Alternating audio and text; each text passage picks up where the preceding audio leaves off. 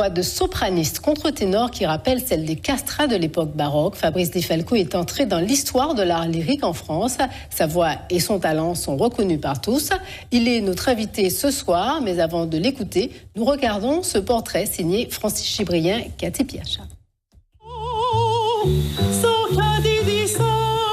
Véritable virtuose sopraniste, Fabrice Di Falco a enchanté par son timbre vocal à plusieurs de ses concerts, aussi bien un public d'initiés que de novices. Lui, enfant du pays Martinique, a embrassé une carrière exemplaire. Je suis rentré dans une carrière professionnelle.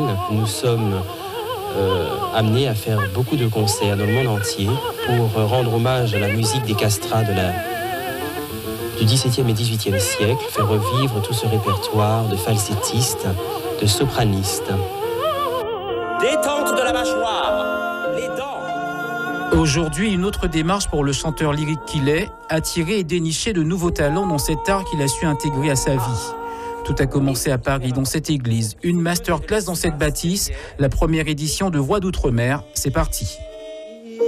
Fabrice Di Falco ouvre une, voire plusieurs voix pour des originaires d'Outre-mer. Une initiative qui va bousculer un ordre établi dans le cercle bien fermé du chant lyrique en France. Ça, c'est mieux, ça. Voilà, donc nous recevons Fabrice Di Falco ce soir. Bonsoir. Bonsoir. Vous êtes donc à l'origine de ce projet, Les Voix d'Outre-mer. Donc c'est un projet qui a été mené pour détecter les talents musicaux ultramarins de tout genre et plus spécifiquement les voix qui répondent aux critères de l'opéra. Alors expliquez-nous comment ça va se dérouler.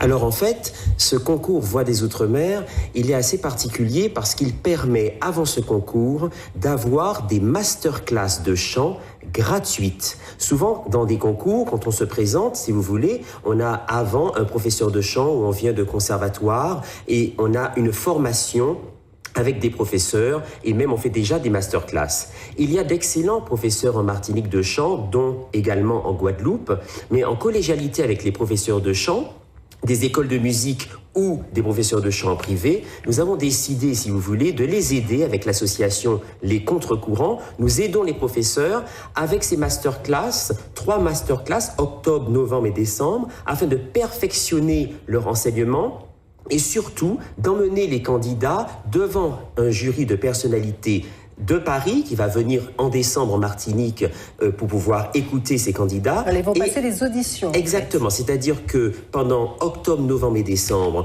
les candidats vont donc suivre des masterclass avec mon équipe artistique.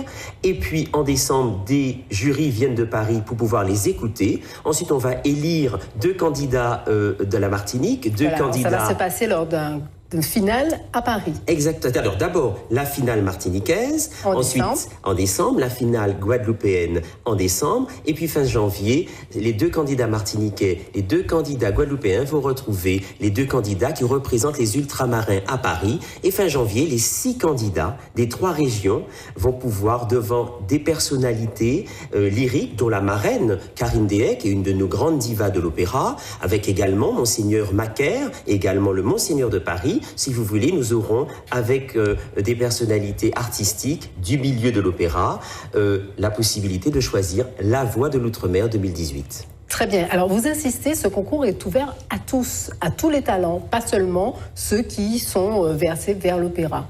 Exactement, c'est un concours qui est ouvert à tous les talents parce que l'opéra est une musique populaire, on l'a souvent oublié, mais l'opéra, c'est vraiment pour le peuple. L'opéra fait partie de l'ADN des Martiniquais. L'opéra, n'oublions pas ce théâtre de Saint-Pierre, avant l'éruption du 8 mai 1902, où on y entendait des grandes œuvres lyriques, et heureusement que la mairie de Saint-Pierre, comment dirais-je, avec moi, nous essayons de redonner, si vous voulez, une lumière sur l'opéra. Et ce concours Voix des Outre-mer aura cette finale en décembre, notamment à Saint-Pierre. Mais également, il faut toujours remercier les personnes qui vous aident, parce que je ne serai pas devant vous après 25 ans de carrière si le président Marie-Jeanne ou le président Lise n'avaient pas octroyé une bourse afin que je puisse suivre moi-même des cours au conservatoire de Boulogne-Billancourt, puis après à Paris.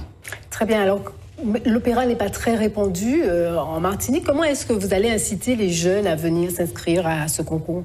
Afin d'inciter les jeunes à suivre le concours, je leur dis déjà de venir me raconter leur histoire vocale. C'est-à-dire qu'ils soient un chanteur de zouk, une chanteuse de raga, une chanteuse de biguine ou tout autre style de musique. Dans certains reportages, on a même pu voir des candidates qui chantaient Amy Winehouse. J'ai eu des candidats qui chantaient du Michael Jackson, etc.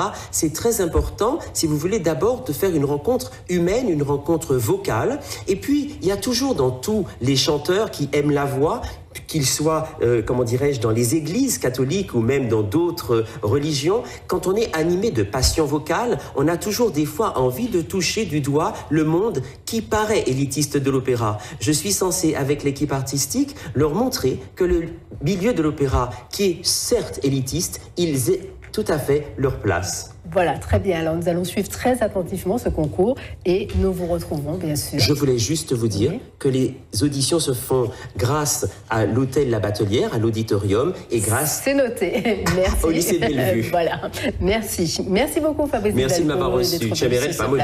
Surtout pas molly. Merci. On poursuit avec du sport et les premiers...